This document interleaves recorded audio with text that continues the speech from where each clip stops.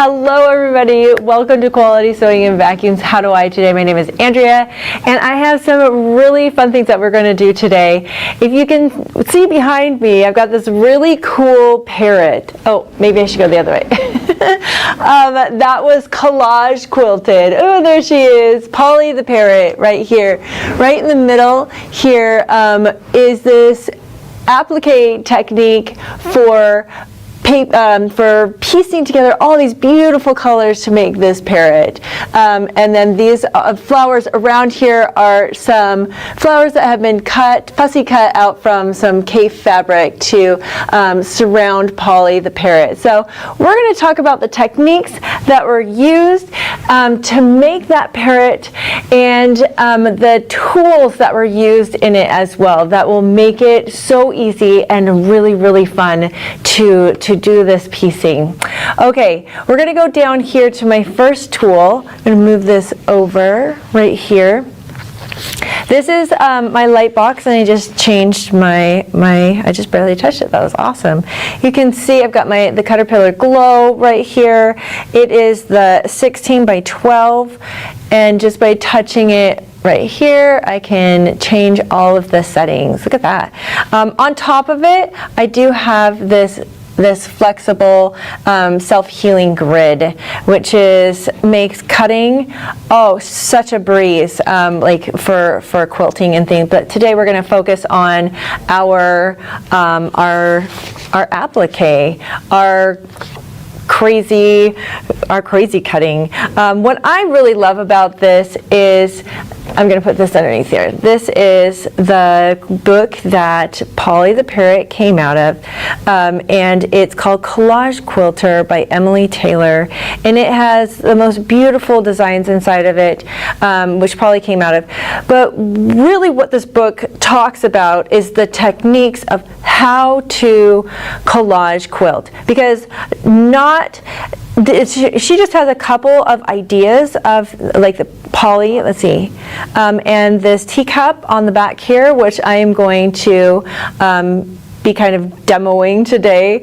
But really it's the techniques inside the book that walk you through step by step how to pick out colors, how to get the dimensions, the lights, the mediums, the darks, to make your pictures and your collages really pop and be really exciting. Okay, so the first thing she asks you for is a light board. She does suggest that you could use like your slider door, like tape and something or other on that, but boy, that's really hard sounding. And I want to do mine from the comfort of my table and my chair, right? So I've got my little teacup here. I just printed this right out of the book. It does have a QR code right here where you can download that and take it to like Staples or something and have them enlarge it for you. And a lot of the pictures you can do that with, which is so nice, so convenient. So the first thing that you are going to want to invest in is Steam-A-Seam. This is like my favorite. Steam-A-Seam 2. It's a lighter stick. It's a double-sided stick fusible web. And I'll bring out a piece of paper. Oh, a piece of it right here. I've placed my piece of webbing right on top of here, and you can see how easy it was for me to just sit and trace the image of this teapot out here. But we're going to look at this Steam-A-Seam real quick. It has it's sticky webbing glue that's sandwiched between two pieces of kind of like parchment paper. And so before you start tracing, you want to take a little corner off and see which side the glue is on, because I've done this opposite and it wasn't fun. So this side doesn't have any sticky, this side does have the sticky. That's why I traced the picture on this side, because that is the part, like if this is my fabric, that's the part that my fabric is going to stick to. Look at that. Look at it's sticking to it. It's like adhesive, kind of like a Post-it stamp, just a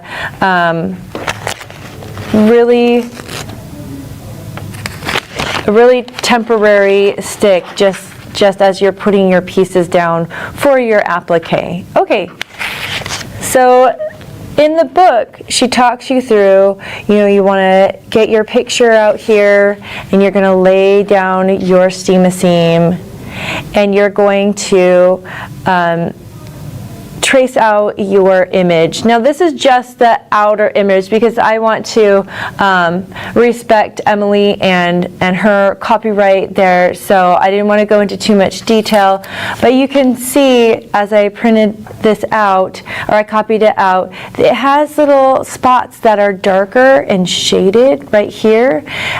So this color in the middle is going to be your very light colors, and as you pull out your colors, she talks you and walks you through how to find what the difference between mediums and lights are. She puts down a color like this orange. I think it is actually this same orange color in the book, and this is just fabrics from my stash.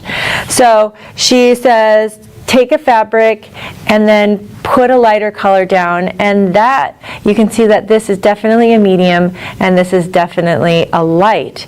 And then if you put a darker tone down on top of it, you can see, well, those are kind of more along the same medium, but just I don't have another super dark brown color, but if I put like this down, you can definitely tell that this is going to be a dark and this is going to be a medium, and then this is going to be a light. And she walks you through how to find all of those really pretty colors to create that depth and dimension to your piece that you're trying to create. And the cool thing about this book is, let's say you really want to make a panda bear, let's say, and she doesn't have a picture of a panda bear. You can totally print out a picture of a panda bear in black and white.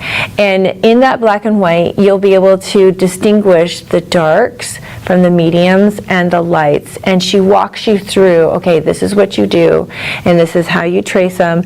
And so it's just a really cool book in that regard. So with the cutting mat, we've got this traced here, but then you want to start gluing things together. So I'm going to take off this cutting mat right here. Okay, we're going to take it off and we're going to set it down right here, because with this mat, or not with this mat, with this board, there is another mat, and this is what I thought was just so cool and so fascinating. I've got my fabric stuck on there. It has little feet on there, and it holds this piece of glass, this is tempered glass, right above the light board right here. And guess what it becomes? It becomes an ironing board. Oh my gosh, isn't that so amazing? So I brought in, she talks about bringing in a little tiny wand iron like this. And I have one that sits right beside my sewing machine, and I super love it for when I'm doing like little seams right beside my sewing machine, when I'm doing like quilt blocks a lot. But this is really amazing for when you're doing tiny pieces of applique, just like these little poppies here. See, we've got these little flowers here, but we've also got little, let's see, which one will come undone? This one will come undone. Fairly decent. Oh, no, I think she ironed that one down. Oh, here. This little part will come undone. Right here. So these little pieces, what you do with your fabric is you fuse your steam-a-seam on first, and then you cut out your little tiny pieces as she guides you through the book.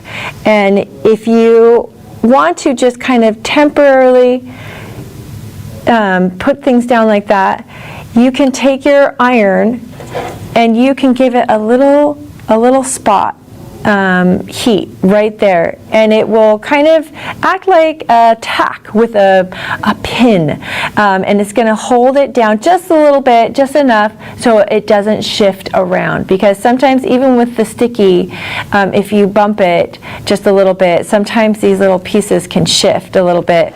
Or like this long skinny stem right here, you can, what I like to do is I like to kind of use the very edge of my iron and the tip, and you can just kind of follow along that stem right like that and iron it down. And that way, if there's other things in the area, you're not going to disturb them. This is definitely a mini iron. Then there's the medium size, and then there's the regular size iron. But I really love this when working with little tiny pieces like so. And like I said, this is tempered glass, and you can iron right on this. So why would that be necessary? I'm going to open this just a little bit more. Let's say I have my teapot right here, and I really want these flowers to be small enough, and let's see if I can, this poor flower has been on tour in so many places. I don't want to pull it off too much. Ah, there we go. There we go. There, it's coming along. Let's say I want to make sure that these little pieces go right in the center of my teapot, right where I want them. Beautiful. Just like that. Okay. And I want to make sure that when I transfer, so this is a non-stick ironing sheet that you can actually iron your steam machined pieces of fabric too, like this. So I can iron all these little pieces together, like so, and then I can take it over to my big iron and then just set the whole thing on top to make sure that that is really ironed in place and permanent. But this is why you want to be able to have the light board and this ironing board right on top of there. Isn't that so cool? You can really fussy cut and really make some beautiful, beautiful pieces this way. Okay, I wanted to show you one more thing. Oh, here's some pictures. Here's some pictures of the inspiration behind these beautiful poppies and how this was kind of inspired to come up with these. Here is a whole fussy cut background right here. And you can see how there is the light colors right here, and there's the medium colors, and then the darks are down here. And there's got to be at least 12 different fabrics in here, but as they kind of blend and go together, you can see how fun. I love this method of creation because it feels more organic, but it's still so beautiful. Okay, so I'm going to take one of these little poppies. Come on, little poppy. There it goes. Oh, I'm going to turn this around so it faces you a little bit better.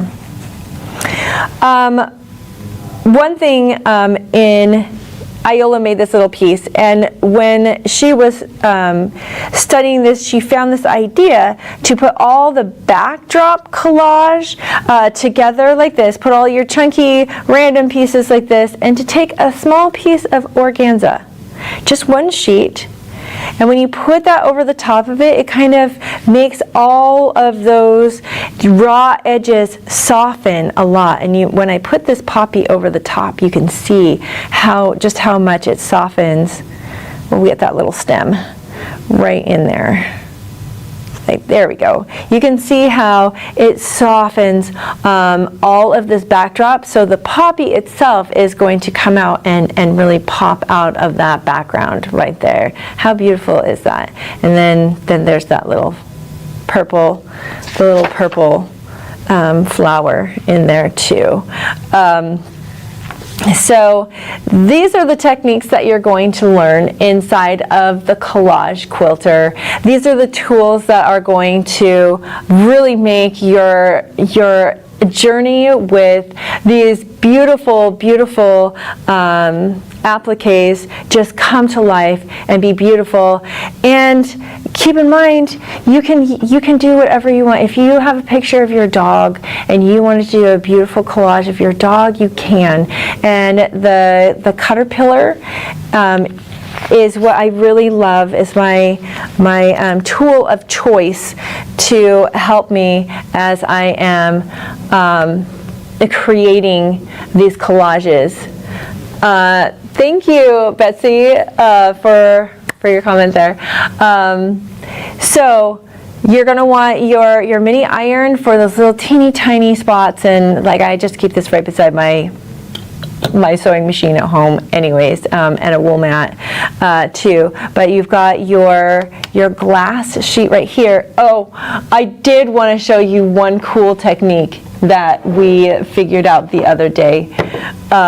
So if you're cutting and sticking and cutting and sticking, check this out. This is really cool. So you can take your glass and put it on one side. I'm going to move my little iron over here. And you can take your cutting mat and put it on the other side. You can do it like either way, like this way, whichever side you need the numbers on. But check that out. So you can be cutting with your rotary on this side, and while you're cutting out your little pieces of fabric over here, you're cutting your fabric over here, you can just take those little pieces over there and iron them right onto here. Isn't that so cool? We'll just use these little guys as an example. So you're cutting on this side, and then you can come right over here and iron on this side. Brilliant, right? I thought that was so cool. And Iola was so funny when she was talking about these last month for So Fun. She's like, I never thought I would admit to this, but I actually took my caterpillar camping with me, because this is, oh, I didn't mention it, but it doesn't have a cord, it's cordless, so you just plug it in and recharge it. On the highest setting, it can last for up to 4 hours being lit, and so that's a lot of crafting time while you're camping. So, anyways, I hope you enjoyed my tips and tricks today of how I love to applique and how it makes it so simple and so easy. I can't wait to see what you create too. Have a great day, and we'll see you next week on our How Do I.